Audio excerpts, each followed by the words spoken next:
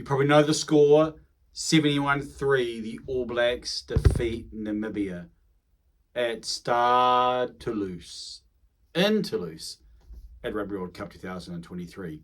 Second match for both sides. 38-3 at halftime. Again, 71-3 the final score. So the All Blacks scoring tries and defending their own try line. Namibia, spit it out. It's been an early morning. Well, not that bad actually. Namibia not offering too much of an examination for the All Blacks. First half from the All Blacks, pretty good. It didn't provide too many opportunities for the opposition. The Namibian captain talked about it afterwards, the first half in particular. Can be easier to let things go in the second half when you're so far in front. However, the All Blacks would have wanted to finish the way they had started. And if they had finished with 15 men, that would have been a good point of emphasis or a good point of celebration. Because the red card to Ethan de Groot, likely to be one of the significant hangovers from this victory, from this important test match. Sam Whitelock's 148th, equaling Richie McCaw's New Zealand All Blacks record. So there are some important things to celebrate about this contest. And the All Blacks attack, the All Blacks' ability to finish. I mean, we know that's about the All Blacks. We know that's how they play. And they were good in some of the power phases. The scrum was strong. So that was good. That was a positive. A scrum that probably will need to show some, especially now with Ethan de Groot probably sidelined. Probably into the playoffs, or into the knockouts, excuse me. So, some good things to talk about. But my initial viewing, I came away feeling underwhelmed. I even commented that. And someone else involved in the media from South Africa made the same type of response, that the things that you want to see, the things that really separate the top sides, aren't the flashy ability to be able to do things when there's no pressure on. It's the ability to finish, and the ability to perform, the ability to be able to handle the tight moments and come through. And after this contest against Namibia, we're going to have really no idea leading forward. Maybe Italy will provide more of a test. They should provide more of a test, to be fair. But you'd say it should only come about in the quarterfinal when we really see if this All Blacks side, and it may not be an All Blacks top team. Again, Ethan de Groot, who has been the top loosehead, probably misses out in the quarterfinal. So a lot of small discipline things still there, and it's not positive. It's not a positive when you dig below the surface. Yes, a win is good,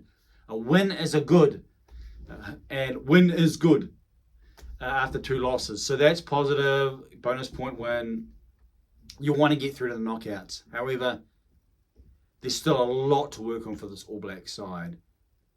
By the sounds of it afterwards, Fozzie said the players who are injured may be looking good for next time. So if they're able to get Frizzell back in and Geordie Barrett back in, that will be really, really good. Maybe Sam Cane too, in terms of just providing that leadership, even though I think that in terms of the overall game, then others can add other elements. But he's been given the captaincy.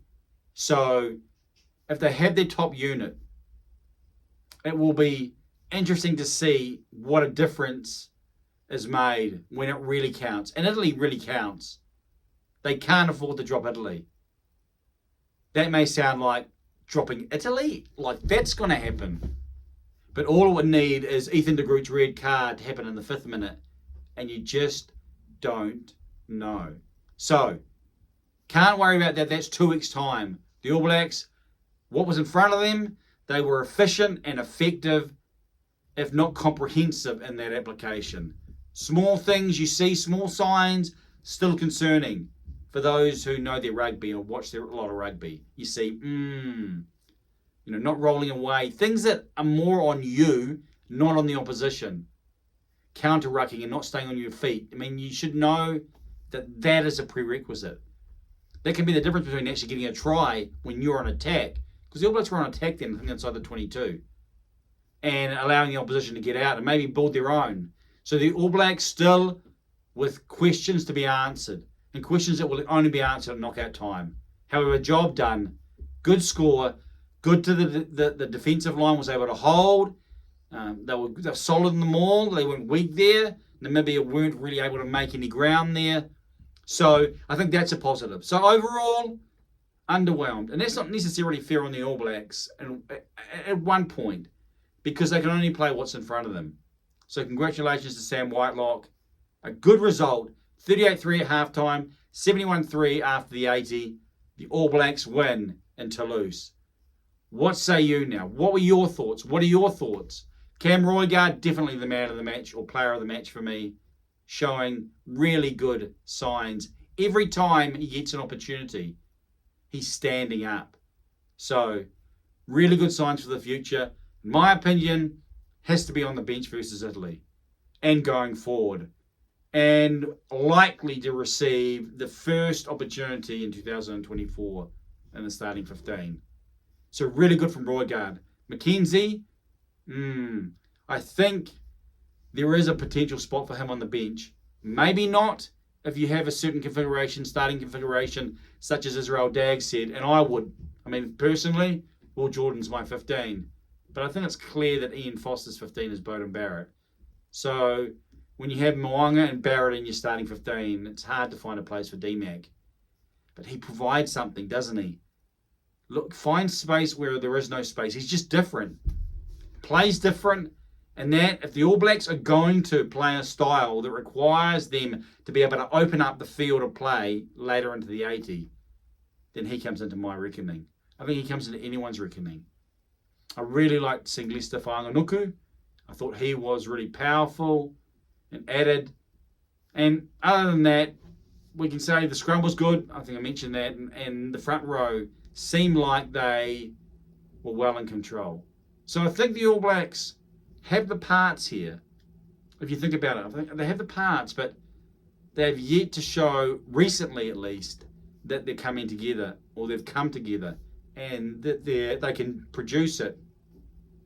When the opposition may have playing wisdom, playing ability, playing skill, and are able to actually manipulate them and to even pull the wool over their eyes. I think stuff that happened in the scrum versus France with the Groot didn't seem like it was down to his ability to be able to handle the pressure, but it was his ability to be able to know what was going on, be street smart.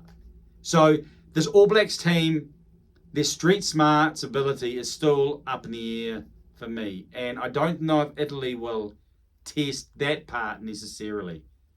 That'll come quarterfinal time. Who knows? Time will tell. Certainly, if you expect what will transpire will be what has preceded us, then the All Blacks have shown that that is not always the case, especially at Rugby World Cup time. And they've been the ones on the receiving end. So the All Blacks are still in it to win it. Next week or next match, 2 weeks' time, will be significant. What say you about this All Blacks 80? What is your initial response? Like after the 80, what was your initial sense? If you can encapsulate that in one line or a few, then feel free to put it in the comment section. I look forward to reading it. What say you? I'm Johnny King.